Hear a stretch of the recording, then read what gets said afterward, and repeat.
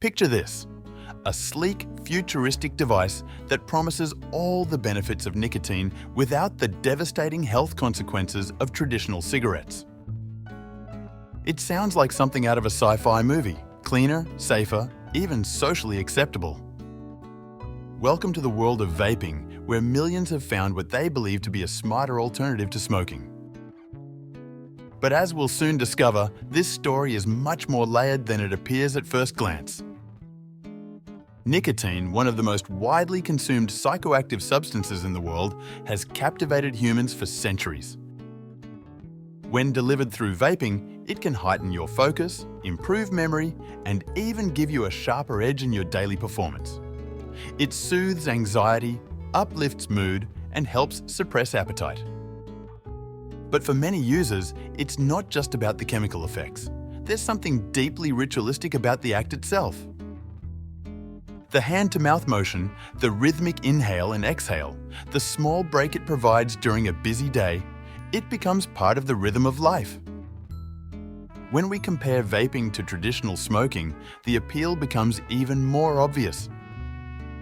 Cigarettes burn tobacco, releasing nicotine along with a noxious cloud of tar, carbon monoxide, and thousands of chemicals that coat your lungs and damage your cardiovascular system.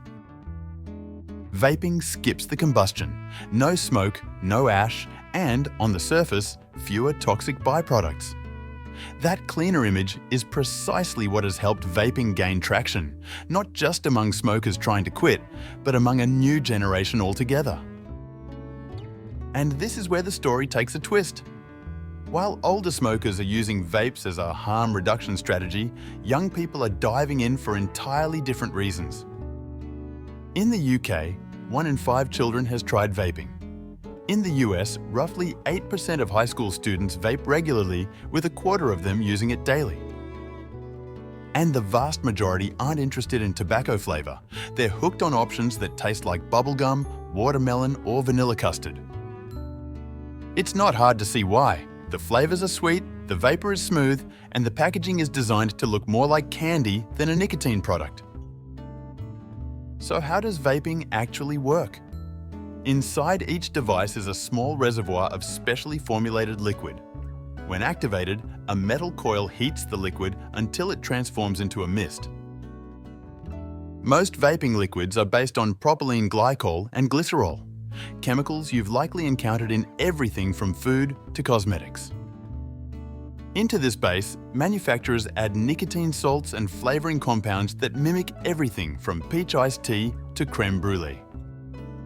But what you're inhaling isn't actually vapour. Scientifically speaking, it's an aerosol. That means you're breathing in microscopic liquid droplets suspended in air, carrying with them nicotine, chemical additives, and flavouring agents. These particles enter your mouth, travel down your windpipe, and settle deep in your lungs, where they cross over into your bloodstream through tiny air sacs called alveoli. That's where the nicotine hits your brain, triggering the rush of focus and calm that users crave. Here's where things start getting concerning. Researchers who've analysed the contents of vape aerosols have found a staggering variety of substances, many of which aren't even listed on the packaging. This isn't necessarily about deception, it's about regulation. The vaping industry has, until recently, operated in a kind of legal grey zone, meaning many of these products haven't been subjected to the kind of testing we expect for pharmaceuticals or food additives. Some of the ingredients are considered safe for eating or applying to the skin, but inhaling them? That's a completely different matter. Take cinnamaldehyde, for instance, the compound responsible for cinnamon's signature flavour. It's safe to eat, but when inhaled, it can disrupt respiratory cell function and even cause genetic damage. Or benzaldehyde, often used to create fruity or nutty flavours. It becomes a known respiratory irritant when heated and inhaled. And then there's the heat itself. When vaping devices are used repeatedly, the metal coil inside them heats up more and more. At higher temperatures, the liquid's chemical structure can break down, forming new compounds we know very little about. Propylene glycol and glycerol, when overheated, can degrade into substances like formaldehyde and acrolein, compounds associated with lung irritation and even cancer risk. Users often notice this as a burnt or harsh taste, a clear sign that harmful byproducts may be forming. But it's not just the liquid that poses a risk. The heating elements themselves have been shown to release metals into the aerosol. Independent lab tests have detected aluminum, lead, chromium, nickel, and even manganese, metals that, when inhaled, can cause everything from mild irritation to long-term toxicity. Nickel, in particular, is classified as a carcinogen when inhaled. So what happens to all these particles once they enter your body? The lungs, delicate and complex organs, aren't built to handle this kind of chemical onslaught. These particles tend to accumulate, and over time, they can trigger immune responses. Your body senses the invasion and reacts with inflammation, producing excess mucus and swelling in lung tissue. This can lead to persistent coughing, shortness of breath, and wheezing, even in people who've never touched a cigarette. There's growing evidence that vaping impacts cardiovascular health too. Regular use has been associated with elevated heart rate and blood pressure, reduced oxygen levels in the blood, and changes in blood vessel function. Some of these effects appear to mirror those seen in smokers, though often at lower levels. Still, the cumulative impact over time is something scientists are only beginning to understand. Which brings us to the biggest unknown: long-term health effects. Vaping has only been widespread for about 15 years, and public health research moves slowly. Most of the existing studies focus on people who transitioned from cigarettes to vapes, making it hard to isolate the unique effects of vaping. We don't yet know whether vaping will cause chronic lung disease, heart problems, or cancer over the long term. What we do know is that inhaling foreign particles into the lungs, whether from smoke, smog, or flavoured mist, rarely ends well. Another concern is how easy it is to vape excessively. Cigarettes have a natural stopping point. You light one, smoke it, and it's done. But vapes can be used continuously throughout the day, and many users do exactly that.